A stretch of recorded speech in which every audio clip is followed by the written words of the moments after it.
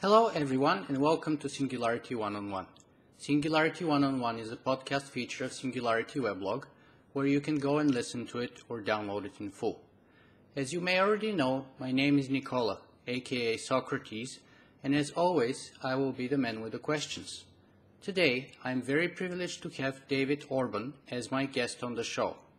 David Orban, Chief Executive Officer of .sub, is an entrepreneur and visionary. He was born in Budapest, Hungary, and is on the faculty of and an advisor to Singularity University, where I had the pleasure of meeting him a few months ago. David's personal motto is, "What is the question I should be asking?" So without further ado, hi David and welcome to Singularity One-on-One. It's great to have you here. Hello, Nicola. I am very pleased to be on your show, and it might be actually the case that I will end up asking a few questions too, given my motto, right? Absolutely. I was going to say that this is a very strange and unique situation today, and in a way it shows that we are perhaps a kindred souls, I would say, because we are indeed very much concerned, both of us, with the questions. And if I may also take this opportunity to share with my viewers and listeners today that David Orban is part of the reasons why I got involved in the Singularity and blogging in general. And that happened as a result of a few of the interviews that you did a few years ago. And the one that comes to mind is a very nice, short but very nice interview with Werner Vinge. And also, I've seen a few of your other presentations, and I was very impressed. So you were definitely, after reading Ray Kurzweil's book and watching some of your presentations, I just said, okay, I have to do something about this. So thank you for that, David. I am honored, and it is wonderful to hear that, and I hope that as you have been inspired by me, many other people will be inspired by the great job that you are doing, because your interview series and your website and blog in general are really beautifully done. I would say much better than I have ever been able to be diligent enough and do them myself. Thank you, David. I appreciate it, but you're, I think, way too modest. But let's just jump into the interview and see where it's going to take us today. So first of all, David, can you tell us a little bit more about yourself, and especially how, why, and when you got interested in technology? My favorite book at kindergarten was The Adventures of a Carbon Atom. So I would say that I have been interested in technology since forever, at least since kindergarten. It is funny because at the time I was in Budapest, this was a Hungarian book, but it happens that the book has also been published and translated in many other countries. So if you Google The Adventures of a Carbon Atom and you search in Google Books or other places, you might actually find it. And since then, of course, through my peripatetic life and different interests, I really have had the chance to appreciate how important it is for everybody to realize that what made us move from being one of the millions of species sharing this planet very modestly with our joys and our tragedies to being really the species that is redesigning the planet and rethinking the future with the potential of actually redesigning and rethinking the universe. That has been technology. And a lot of people don't realize that. They don't realize not only how huge an achievement it has been for the past 10,000 years, but how wonderful of a journey we have the opportunity to go through together if we decide to do so, because it is not a predestination. It is not a preconceived necessary path. We have to want it. And if we do not want it, it is not going to happen. So let me ask you that. You started incredibly early at kindergarten. Like me, for example, I was almost 30 years old when I discovered the singularity and decided to get involved with it. Well, I didn't say that I discovered singularity in kindergarten. I said I discovered technology in kindergarten. Let's be precise about it. Yes. But let me ask you, so is there any overarching theme that connected you from your general interest in technology in general to your particular interest in the singularity specifically? Yes, I like people. I like humans both as individuals and as society. I like humanity. And I am convinced that we have incredibly complex challenges ahead of us.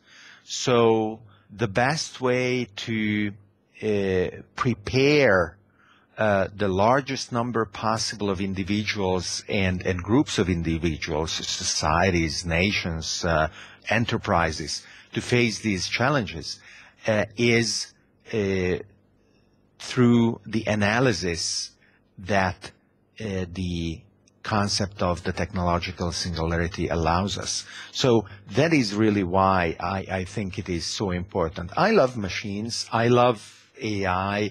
That is where I started my professional life as a programmer in Lisp and Prolog years ago.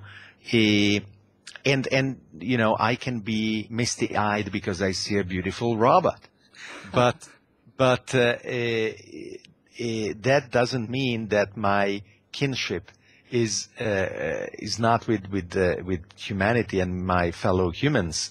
So what I care about is to make sure that we maximize the probability of positive, constructive, desirable futures. So would you say that that's the motivation and the overarching theme that connects all your very varied work together? That is to say, bringing forth that very positive outcome, which is by any means not inevitable at all, as you've mentioned, but we have to work very diligently and deliberately in order to accomplish it.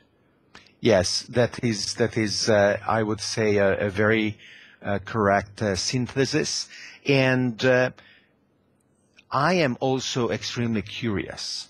And whether I will have the opportunity to participate in the future for another 10 years or 100 years or 1,000,000 years, I know that I will have an inexhaustible source of wonder and varied adventures ahead of me, thanks to the ingenuity of our species and whatever we are going to become, and thanks also to Gödel's theorem, which guarantees that we will never stop discovering new wonders, new structures, new surprises around us, both from a theoretical point of view and as we apply what we learn in our technology engineering, but also as we explore and discover the world around us. So let me connect this a little bit more with the work that you're doing at Singularity University. But before that, perhaps we can trace it through. How did you discover the technological singularity? After discovering technology so early, when and how did you discover the concept of the technological singularity, which eventually led you to becoming one of the key figures at Singularity University and member of the advisory board and the faculty there? I always wanted to analyze the edges of scientific exploration. I mentioned Gödel's theorem from a mathematical point of view, but also from a philosophical point of view that has always been a very dear construct for me, exactly because contrary to the perception of what scientific evolution meant before, Gödel's result tells us that we have always new things to understand and to discover. Our exploration is never ending. However, the edges are always there, and we can always strive and push against the edges. And another theme is fractal self-similarity. So the fact that you can trace analogies of your life, of your youth, of your maturity, of your elder states, and finally death, with other phenomena of other living things, but also artificial structures, societies, groups, enterprises, and so on.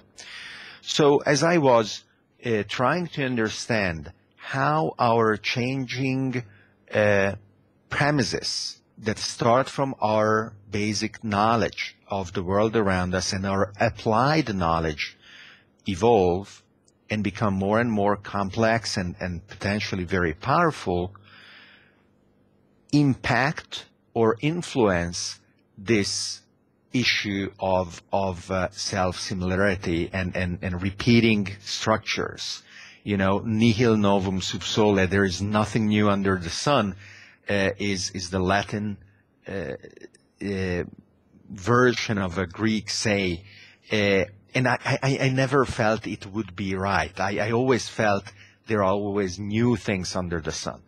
So the concept of technological singularity for me is the extreme expression of the fact that indeed there are and there going to be not only new things under the sun, but new things that are radically new.